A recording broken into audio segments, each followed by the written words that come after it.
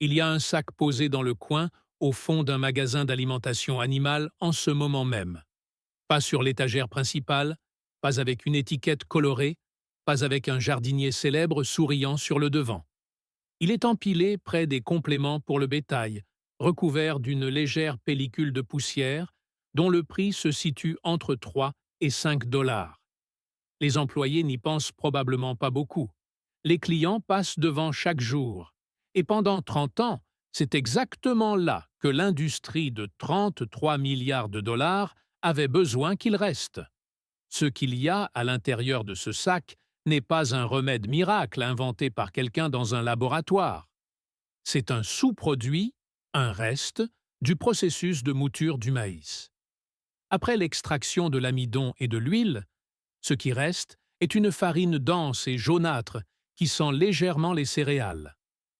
Pendant des décennies, elle a été donnée au bétail, pressée en granulés bon marché ou simplement jetée. Personne ne la considérait comme une solution à l'un des problèmes les plus frustrants auxquels chaque jardinier est confronté chaque printemps. Mais en 1991, un scientifique de l'Université d'État de l'Iowa ne la cherchait pas non plus. Et elle l'a trouvée quand même. Ce qu'il a découvert dans ses parcelles expérimentales a changé tout ce que nous devrions savoir sur le contrôle des mauvaises herbes. Ce n'était pas un produit chimique. Ce n'était pas un produit synthétique. C'était une biologie si précise, si ciblée, si élégante, qu'aucun laboratoire n'a été capable de la reproduire artificiellement au cours des 30 années qui ont suivi. Et pourtant, si vous entriez dans n'importe quelle jardinerie conventionnelle aujourd'hui et que vous la demandiez par son nom, la personne derrière le comptoir vous regarderait probablement d'un air absent. Vous n'êtes pas en retard sur ce sujet parce que vous avez manqué une tendance. Vous êtes en retard parce qu'une industrie de 33 milliards de dollars s'est assurée que la conversation ne commence jamais. À la fin de cette vidéo, vous comprendrez exactement comment cela fonctionne, pourquoi cela a été enterré, et comment vous pouvez utiliser un sac à 4 dollars de quelque chose que la plupart des gens jettent pour arrêter les mauvaises herbes avant même qu'elles ne percent la surface de votre sol, tout en nourrissant simultanément vos plantes gratuitement. Pour comprendre pourquoi la farine de gluten de maïs fonctionne, il faut remonter à une pelouse universitaire à Ames, dans l'Iowa, au début des années 1990, et à un homme qui n'essayait pas du tout de résoudre votre problème de mauvaises herbes. Le docteur Nick Christians était un scientifique spécialiste du gazon. Son monde était celui des terrains de golf, des terrains de sport et de l'obsession particulière de garder de grandes étendues d'herbes vivantes, uniformes et exemptes de maladies. En 1991, il menait une série d'expériences sur les maladies fongiques affectant le gazon à l'Université d'État de l'Iowa, testant divers composés organiques pour voir lesquels pourraient supprimer les agents pathogènes rongeant les racines. La farine de gluten de maïs figurait parmi des dizaines de substances sur sa liste. Bon marché, abondante, facile à se procurer auprès de l'industrie de transformation du maïs voisine. Il l'a appliquée sur plusieurs parcelles de test et est passé à la variable suivante. Quelques semaines plus tard, quelque chose n'allait pas. Ou plutôt, quelque chose allait bien, d'une manière qui ne correspondait pas du tout à son hypothèse. Les parcelles traitées avec la farine de gluten de maïs ne présentaient pas moins de problèmes fongiques que les parcelles témoins, mais elles montraient tout autre chose. Les mauvaises herbes avaient disparu. Pas supprimées, pas en difficulté, disparues.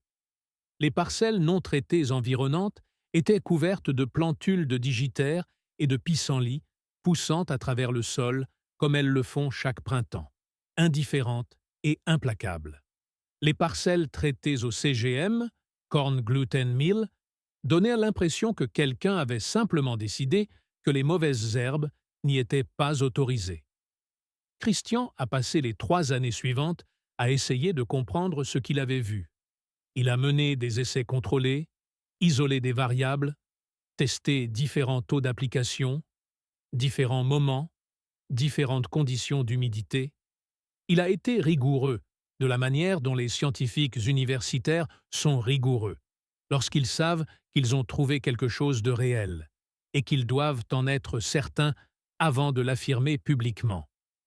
En 1994, il a publié ses conclusions dans Weed Technology, l'une des revues les plus respectées du domaine. L'article documentait que la farine de gluten de maïs, appliquée au bon moment et à la bonne dose, pouvait réduire la germination des graines de mauvaises herbes de 50 à 60% dès la première saison d'utilisation, sans produits chimiques synthétiques, sans toxicité résiduelle pour le sol et sans nuire aux plantes établies. C'était, selon toute mesure raisonnable, une découverte majeure. Un sous-produit naturel, déjà produit en quantités énormes par l'industrie de transformation du maïs, capable d'agir comme un herbicide préémergent. Le genre de découverte qui aurait dû passer rapidement des revues universitaires à la pratique courante du jardinage.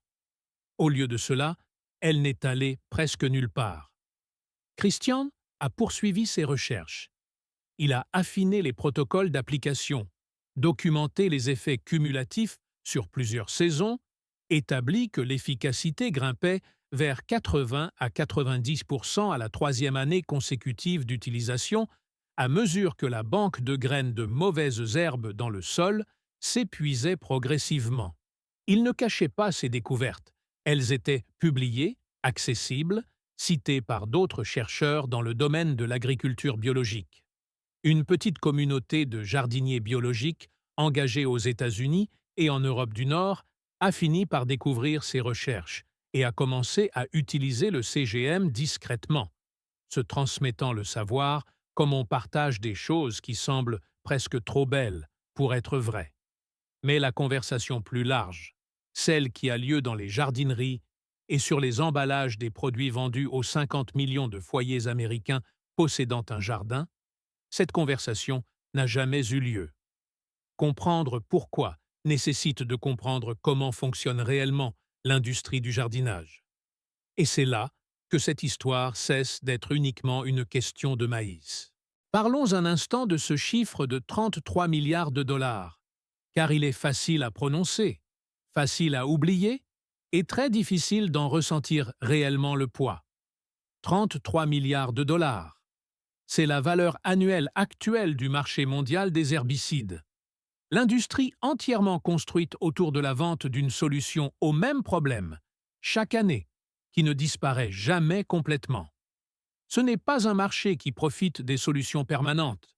Ce n'est pas un marché qui profite d'un sac à 4 dollars de sous-produits de maïs que vous achetez une fois, appliqué 2 fois par an, et qui se rend progressivement inutile à mesure que la banque de graines de mauvaises herbes de votre sol s'effondre sur 3 saisons. Un marché d'une valeur de 33 milliards de dollars est un marché avec 33 milliards de raisons de s'assurer que vous continuiez à revenir. Il ne s'agit pas d'une conspiration au sens dramatique du terme. Il n'y a pas eu de réunion de conseil d'administration où des dirigeants ont décidé de supprimer les recherches de Nick Christians. Il n'y a pas eu de lettre de menace envoyée à l'Université d'État de l'Iowa. Aucun chercheur n'a été réduit au silence. Aucun article n'a été retiré de la publication. Ce qui s'est passé est plus silencieux que cela, et à bien des égards, plus difficile à combattre, car il n'y a pas de méchant unique ni de moment précis que l'on puisse pointer du doigt en disant « Voilà, c'est là que les choses ont mal tourné ». Ce qui s'est passé est simplement ceci. La farine de gluten de maïs ne peut pas être brevetée. C'est un sous-produit agricole naturel. Il existe essentiellement sous la même forme, qu'il provienne d'une usine de transformation dans l'Iowa, au Brésil ou en France. Aucune entreprise ne peut se l'approprier, en déposer la marque ou construire une formule exclusive autour de lui que les concurrents ne pourraient pas reproduire. Et dans une industrie où tout le modèle économique repose sur la propriété intellectuelle, sur la possession de la molécule, le contrôle de la chaîne d'approvisionnement et la facturation d'un prix fort pour y avoir accès. Un produit que n'importe qui peut se procurer dans un magasin d'alimentation animale pour 4 dollars, le kilo n'est pas un produit. C'est une menace. Considérez ce qu'il en coûte pour mettre sur le marché un herbicide préémergent conventionnel. La phase de recherche et développement à elle seule coûte entre 200 et 300 millions de dollars pour un seul composé actif, avant même qu'une seule bouteille n'atteigne une étagère. Cet investissement n'a de sens que si l'entreprise peut protéger sa formule par des brevets et récupérer ses coûts sur des années de ventes exclusives avec une marge importante. La pendiméthaline, l'un des herbicides préémergents synthétiques les plus utilisés au monde, se vend au détail à environ 30 à 40 dollars par application pour une parcelle de jardin familial standard. Cela fonctionne. Cela fonctionne raisonnablement bien. Cela persiste également dans le sol jusqu'à 4 mois, comporte des avertissements concernant la toxicité aquatique et laisse votre sol exactement aussi pauvre en nutriments qu'il l'était avant l'application. Ce qui signifie que vous devrez également acheter de l'engrais séparément, ce qui représente un autre marché valant une autre fortune. Tout aussi heureux de vous voir revenir la saison prochaine. Le CGM à 4 dollars fait les deux travaux simultanément. Suppression préémergente des mauvaises herbes et fertilisation azotée à libération lente, à partir d'un seul matériau issu des déchets d'une industrie qui existe déjà. L'économie de cette situation est tellement déséquilibrée que la seule explication rationnelle pour laquelle il ne se trouve pas sur les étagères de toutes les jardineries est que ces étagères ne sont pas organisées par la rationalité. Elles sont organisées par les budgets marketing, et le CGM n'en a jamais eu, car aucune entreprise n'a jamais eu de raison d'en financer un. Cette industrie de 33 milliards de dollars n'a pas besoin de supprimer activement un concurrent qu'elle peut simplement se permettre d'ignorer. Elle achète l'espace en rayon. Elle paie pour les publicités dans les magazines, les segments télévisés, le contenu sponsorisé et les démonstrations en magasin. Elle forme le personnel de vente. Elle conçoit l'emballage pour qu'il paraisse faire autorité et scientifique. Et dans cet environnement, un sac poussiéreux près des compléments pour le bétail, sans logo et sans histoire qui s'y rattache, n'existe tout simplement pas d'un point de vue pratique. Même lorsque la science qui le sous-tend a 30 ans et se trouve dans une revue à comité de lecture que n'importe qui pourrait lire. C'est à cela que ressemble le silence du marché. Pas une dissimulation, juste l'invisibilité structurelle et constante de tout ce qui ne peut pas rendre quelqu'un riche. Entrons maintenant dans la biologie, car c'est là que la farine de gluten de maïs cesse d'être une curiosité et commence à être quelque chose qui devrait véritablement changer votre façon de penser à ce qui se passe sous votre sol chaque printemps. La plupart des gens imaginent le contrôle des mauvaises herbes comme un instrument contondant. Vous pulvérisez quelque chose, cela tue ce qui est là, vous passez à autre chose. La chimie des herbicides conventionnels est largement conçue autour de la destruction, perturber la photosynthèse, interférer avec la division cellulaire, empoisonner les voies métaboliques qui maintiennent une plante en vie. C'est efficace de la même manière qu'une masse est efficace. Cela ne fait pas particulièrement bien la différence. Cela laisse des dégâts derrière soi et cela nécessite que vous ayez déjà un problème avant de pouvoir le résoudre. Ce que fait la farine de gluten de maïs est d'une logique totalement différente. Elle n'attend pas que la mauvaise herbe apparaisse. Elle intercepte la mauvaise herbe au moment le plus vulnérable de tout son cycle de vie. Une fenêtre si brève et si spécifique que la plupart des jardiniers ne savent même pas qu'elle existe. Voici ce qui se passe dans votre sol chaque printemps et que vous ne pouvez pas voir. Lorsque la température du sol dépasse environ 10 degrés Celsius, les graines de mauvaises herbes dormantes commencent à réagir. Un signal chimique traverse l'enveloppe de la graine, des enzymes s'activent et la graine commence le processus appelé germination, attirant l'humidité vers l'intérieur, gonflant, se fissurant le long d'une jointure qui est restée scellée tout l'hiver. Une minuscule pousse s'élève vers la lumière, et simultanément, à l'extrémité opposée de cette graine, l'extrémité d'une racine commence à s'étendre vers le bas dans le sol à la recherche d'un ancrage, d'eau et des minéraux dont elle aura besoin pour survivre aux 72 prochaines heures. Cette extrémité de racine, cette première extension fragile de tissu racinaire, pas plus longue que quelques millimètres, se formant dans l'obscurité sous votre sol, est exactement ce que la farine de gluten de maïs attend. Les composés actifs du CGM sont un groupe de dipeptides naturels, de petits fragments de protéines qui se forment lors de la décomposition des protéines de gluten dans la farine. Les composés spécifiques identifiés dans les recherches de Christian comprennent des séquences construites autour d'acides aminés qui interfèrent avec une enzyme critique impliquée dans l'élongation cellulaire à l'extrémité de la racine. En termes simples, les dipeptides empêchent la graine nouvellement germée d'achever la formation de son système racinaire. La pousse continue vers le haut.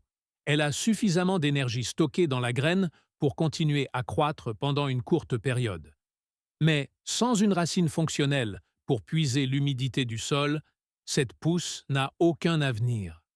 Dans les 3 à 5 jours suivant la germination, dans un sol où le CGM a été appliqué, la plantule se dessèche.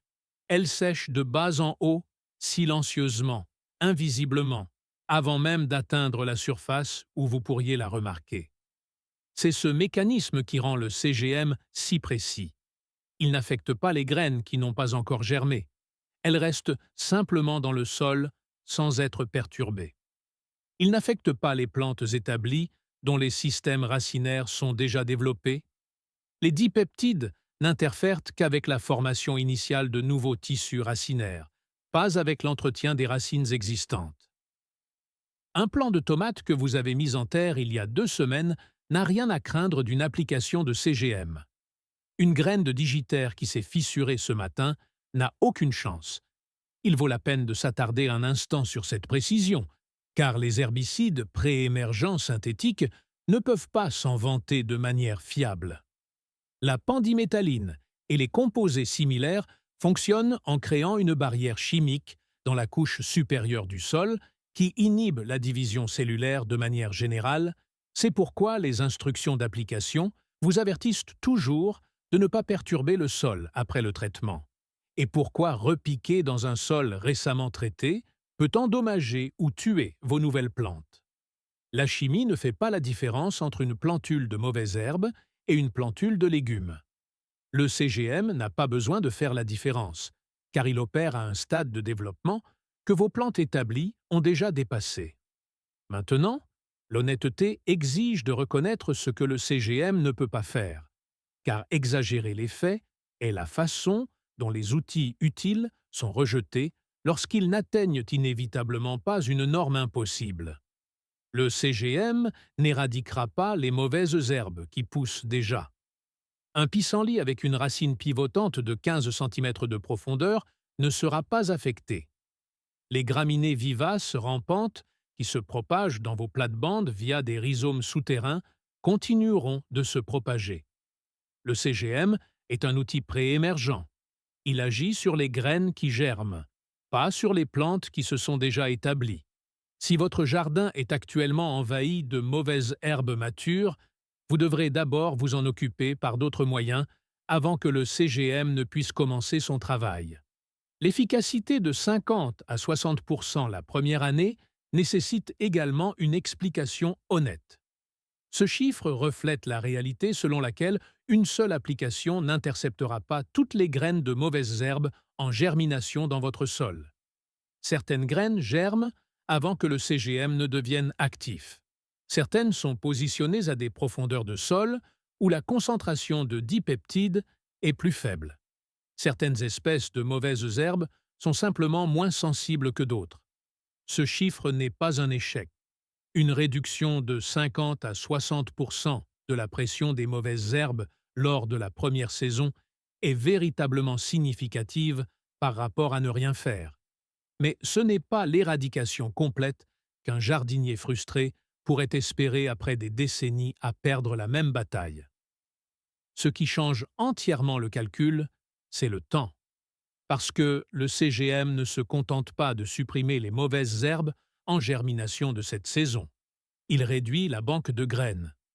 Chaque mauvaise herbe qui ne parvient pas à s'établir ce printemps est une mauvaise herbe qui ne produit pas de graines en été, ce qui signifie moins de graines en attente dans votre sol le printemps prochain.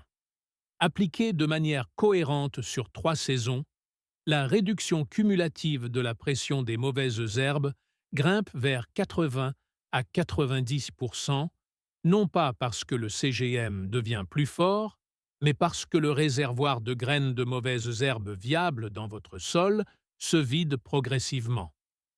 Vous ne menez pas la même guerre chaque année. Vous démantelez systématiquement la ligne d'approvisionnement de l'ennemi. Et lorsque la saison se termine et que le CGM a fait son travail et commence à se décomposer dans le sol, l'azote qu'il libère, environ 9% en poids sec, ne disparaît pas. Il entre dans le réseau trophique du sol. Il nourrit les micro-organismes qui construisent la structure du sol. Il devient disponible pour les racines de vos plantes de la manière lente et régulière que les engrais synthétiques ne pourront jamais reproduire complètement, car ils livrent tout d'un coup et ne font aucune confiance à la biologie.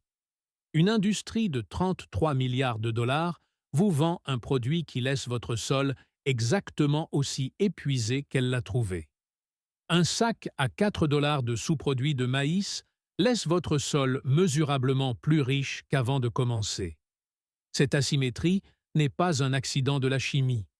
C'est la différence entre un système conçu pour résoudre votre problème et un système conçu pour s'assurer que vous en ayez toujours un. Il existe un concept en écologie appelé la banque de graines, et la plupart des jardiniers n'en ont jamais entendu parler. Mais c'est la raison pour laquelle le désherbage ressemble à une punition qui ne se termine jamais, quelle que soit votre diligence. Votre sol en ce moment, peu importe à quel point votre jardin semble propre en surface, contient entre 10 000 et 50 000 graines de mauvaises herbes viables par mètre carré, rien que dans les 15 premiers centimètres. Ce chiffre n'est pas une exagération. C'est ce que des décennies de recherche en sciences des sols trouvent systématiquement lorsque les scientifiques prélèvent des carottes dans les sols de jardins et agricoles et comptent ce qui y attend en dormance. Certaines de ces graines reposent dans votre sol depuis 5 ans, d'autres depuis 20 ans. Certaines espèces de mauvaises herbes produisent des graines qui restent viables pendant 40 ans ou plus, dans de bonnes conditions de température et d'humidité. Chaque fois que vous arrachez une mauvaise herbe avant qu'elle ne monte en graines, vous évitez quelques centaines de nouveaux ajouts à cette banque. Chaque fois que vous en manquez une, elle dépose entre 500 et 15 000 graines sur le compte, selon l'espèce. C'est la mathématique qui explique pourquoi la gestion conventionnelle des mauvaises herbes donne toujours l'impression que vous êtes en train de perdre. Vous ne combattez pas les mauvaises herbes que vous pouvez voir. Vous combattez l'archive invisible de chaque mauvaise herbe qui a jamais poussé dans ce sol, accumulé au fil des années et des saisons en une dette qu'un après-midi de désherbage ne peut pas réduire de manière significative. Le CGM attaque directement cette archive. Lorsque vous appliquez de la farine de gluten de maïs au début du printemps, avant que les températures du sol ne dépassent 10 degrés Celsius, vous ne traitez pas seulement le problème de cette saison. Vous effectuez un retrait de cette banque de graines qui ne sera jamais redéposée.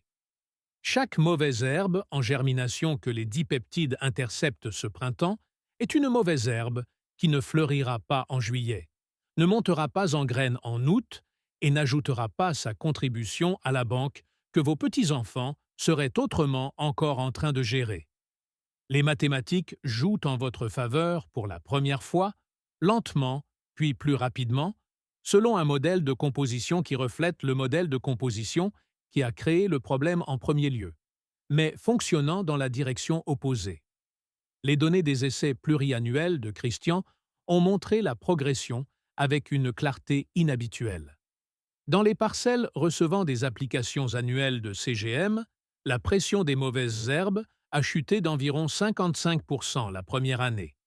À la deuxième année, la réduction était plus proche de 65%, car les survivantes de la saison précédente celles qui ont échappé à la fenêtre du CGM ou qui ont germé depuis les profondeurs du profil du sol, ont produit moins de descendants ayant survécu pour s'ajouter à la banque de graines.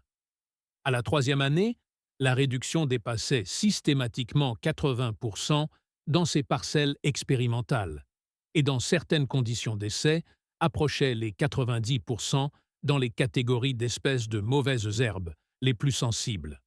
Ce que cela signifie concrètement, c'est que la quatrième et la cinquième année d'utilisation du CGM dans un jardin nécessitent moins de produits, moins d'efforts, et produisent de meilleurs résultats que la première année. L'inverse de presque toutes les autres interventions de jardinage, où vous appliquez la même quantité de travail indéfiniment et recevez le même résultat partiel indéfiniment. Vous ne maintenez pas un statu quo. Vous construisez vers un statu quo différent.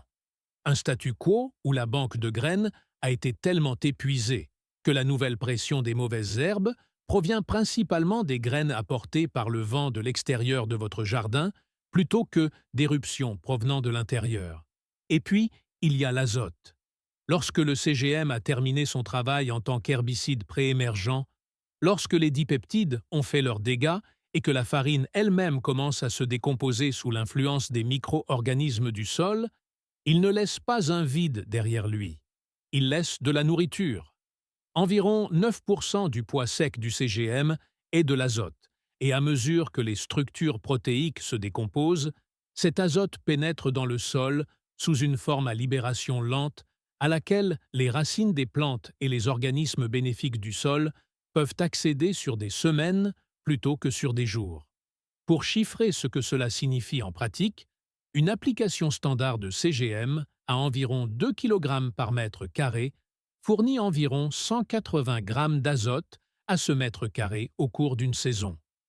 Un sac d'engrais synthétique à libération lente fournissant une quantité équivalente d'azote à la même surface vous coûterait entre 8 et 15 $ selon la marque, que vous devriez acheter en plus de la bouteille de 35 $ d'herbicide préémergent synthétique que vous aviez déjà prévu d'acheter.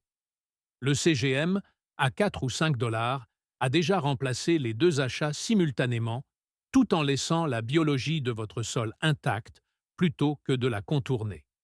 Le changement d'identité que cela exige de vous n'est pas compliqué, mais il est réel. Lorsque vous appliquez de la farine de gluten de maïs dans votre jardin, vous n'achetez pas un produit de la manière dont l'industrie vous a formé à acheter des produits, comme une transaction qui résout un problème temporairement et nécessite d'être répétée la saison prochaine. Vous faites un investissement dans un système biologique qui s'améliore d'année en année, qui se nourrit lui-même, qui allège progressivement votre travail plutôt que de le rendre perpétuellement identique. Vous n'êtes pas un client dans un cycle. Vous êtes un jardinier qui construit quelque chose qui se cumule. Cette distinction compte plus qu'il n'y paraît, car toute l'architecture du marché des herbicides de 33 milliards de dollars repose sur le fait que vous n'ayez jamais l'impression de faire des progrès. La dépendance n'est pas un effet secondaire du système. C'est le système. Un jardinier qui se sent perpétuellement en retard, perpétuellement perdant, perpétuellement en besoin du prochain produit, ce jardinier est le résultat escompté de décennies de marketing conçues pour faire en sorte que l'intervention synthétique semble être la seule réponse rationnelle à un problème que l'intervention synthétique elle-même contribue à perpétuer en laissant la biologie du sol qui régule la pression des mauvaises herbes perturbée en permanence. Le CGM ne perturbe pas la biologie de votre sol, il la nourrit. Et un sol doté d'une biologie intacte et florissante est un sol qui est mesurablement meilleur pour supprimer la germination des mauvaises herbes par lui-même, indépendamment de tout produit que vous appliquez. Car les réseaux fongiques et les communautés bactériennes qui décomposent la matière organique et occupent les espaces entre les particules du sol sont les mêmes communautés qui rivalisent avec les graines de mauvaises herbes en germination pour l'humidité et les nutriments dont ces graines ont besoin pour survivre. Vous n'appliquez pas seulement un pré-émergent, vous restaurez progressivement le système qui rend les pré-émergents moins nécessaires. Rendons cela concret, car la science n'a d'importance que si vous pouvez réellement en faire quelque chose d'ici le week-end prochain. La variable la plus importante dans l'application de la CGM, farine de gluten de maïs, est le moment choisi. Et se tromper, ne serait-ce que de 2 semaines, dans un sens ou dans l'autre, vous fera perdre la majeure partie de ses bénéfices. La CGM est un outil de pré-émergence. Elle agit sur les graines qui sont en train de germer en ce moment même, dans cette fenêtre de temps, à cette température du sol. Appliquez-la trop tôt, avant que les graines de mauvaises herbes ne commencent à s'activer, et les dipeptides se seront partiellement dégradés au moment où la germination atteindra son pic. Appliquez-la trop tard, après que la première vague de graines de mauvaises herbes a déjà poussé ses racines dans le sol, et vous aurez complètement manqué la fenêtre pour cette cohorte. Le déclencheur que vous devez surveiller est la température du sol, et non la date du calendrier.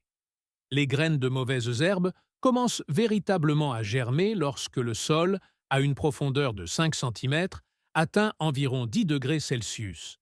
Cela se produit à des moments différents selon l'endroit où vous vivez. Fin février dans les climats côtiers doux, mi-avril dans les régions continentales du Nord, et parfois jusqu'au début du mois de mai en haute altitude. Un thermomètre de sol coûte 3 $ dans n'importe quelle quincaillerie et vaut chaque centime, car jardiner en fonction du calendrier relève de la devinette, tandis que jardiner en fonction de la température relève de la stratégie. Vérifiez la température de votre sol le matin pendant 3 jours consécutifs. Lorsqu'elle se situe entre 8 et 10 degrés Celsius, vous êtes dans votre fenêtre d'application.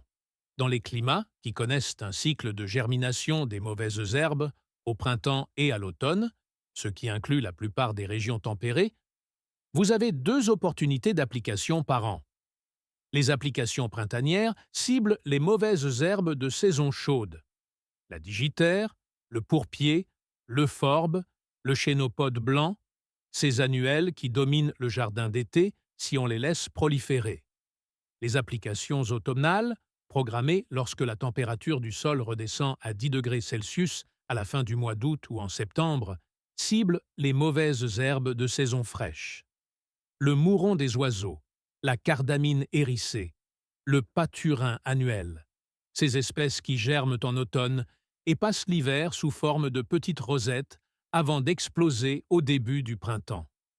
2 applications par an, ciblant les 2 cohortes, c'est ce qui produit l'épuisement accéléré de la banque de graines, poussant l'efficacité vers 80 à 90% d'ici la 3e année. L'application en elle-même ne nécessite aucun équipement spécial, ni aucune expertise.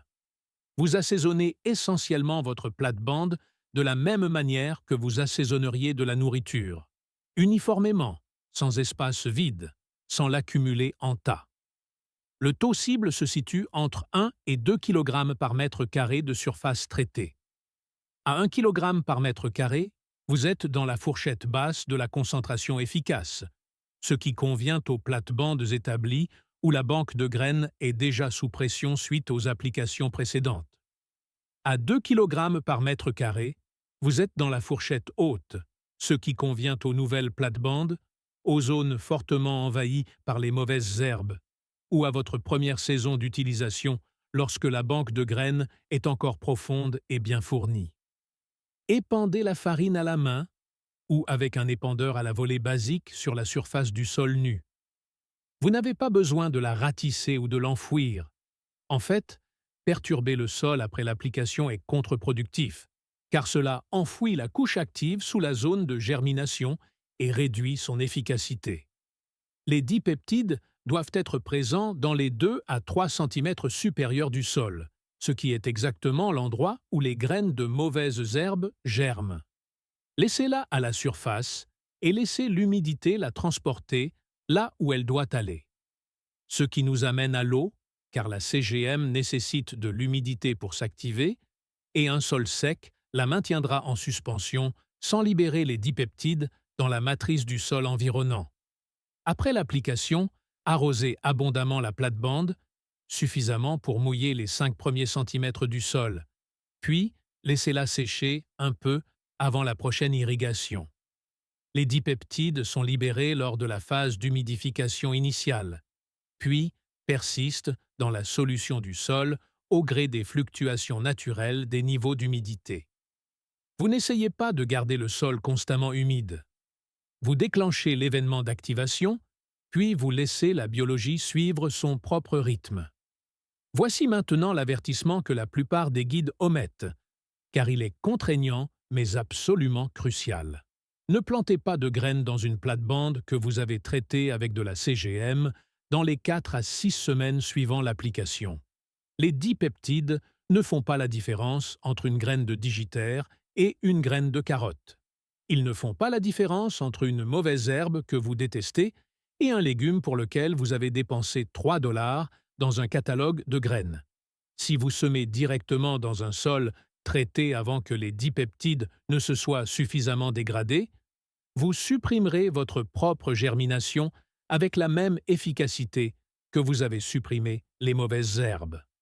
4 à 6 semaines à des températures printanières moyennes du sol sont généralement suffisantes pour que la concentration en dipeptides tombe en dessous du seuil qui affecte la germination. Dans des conditions plus fraîches, la dégradation est plus lente. Prévoyez plutôt 6 semaines. Dans un sol chaud, biologiquement actif et très humide, 4 semaines sont généralement sans danger. Les repiquages sont une toute autre affaire.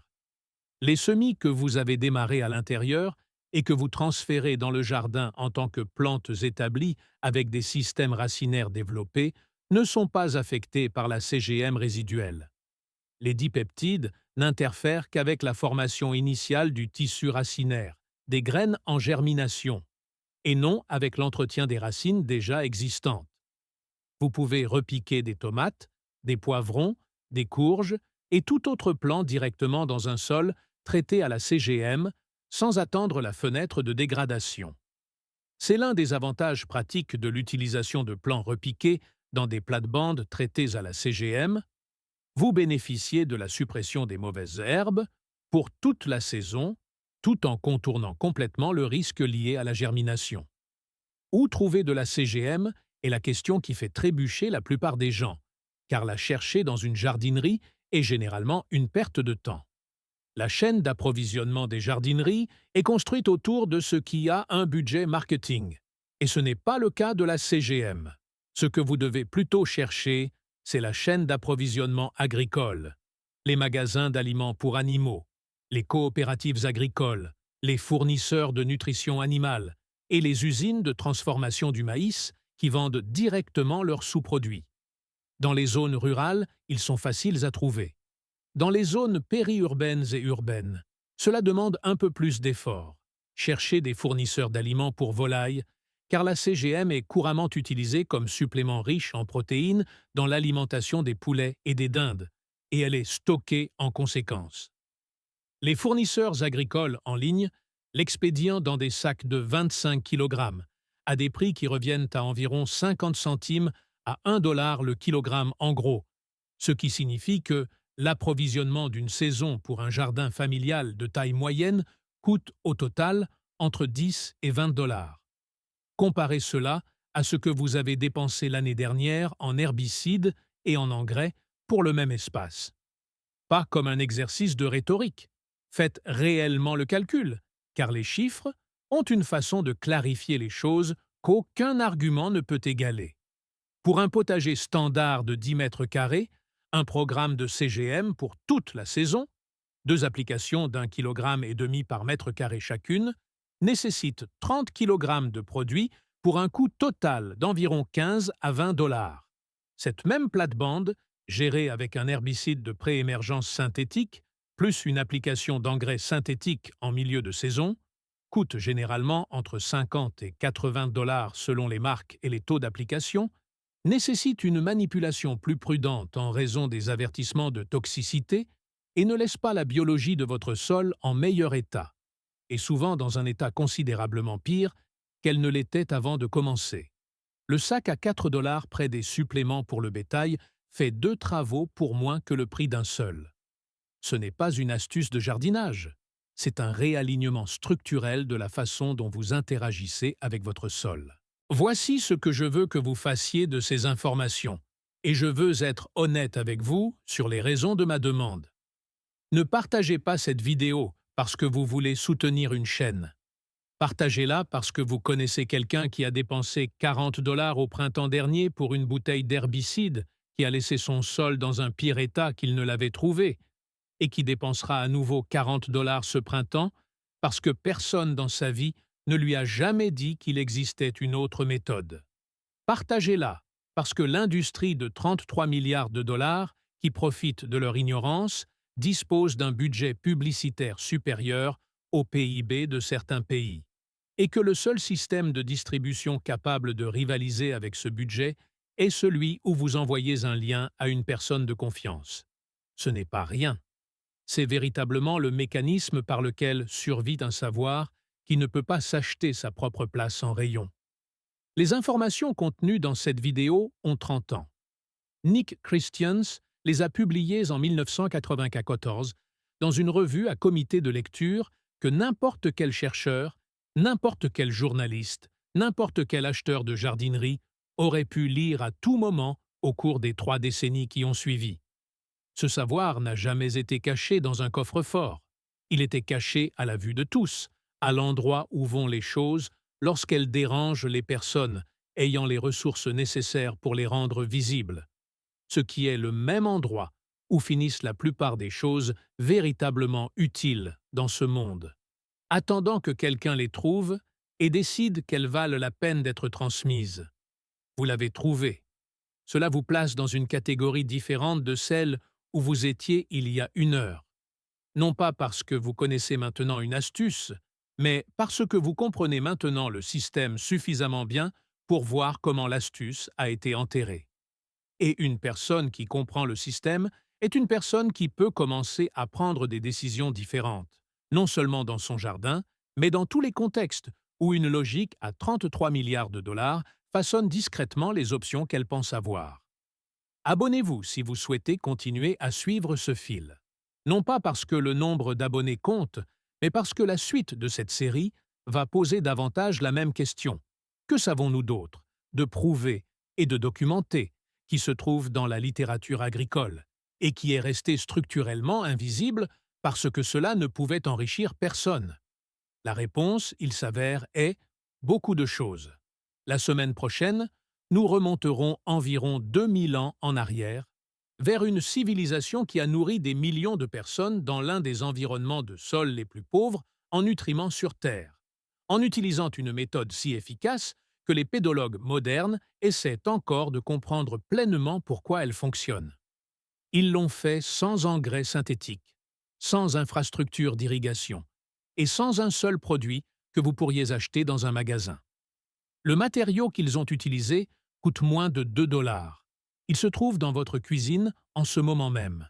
Et la raison pour laquelle vous n'en avez jamais entendu parler en tant qu'outil de jardinage est la même que celle pour laquelle vous n'aviez jamais entendu parler de la farine de gluten de maïs avant aujourd'hui. Parce que le système qui décide de ce que vous savez sur votre propre sol n'a jamais eu le moindre intérêt financier à vous dire la vérité. Cette vidéo sera publiée la semaine prochaine. D'ici là, allez trouver ce sac poussiéreux près des suppléments pour le bétail. Votre sol attend depuis 30 ans que vous le ramassiez.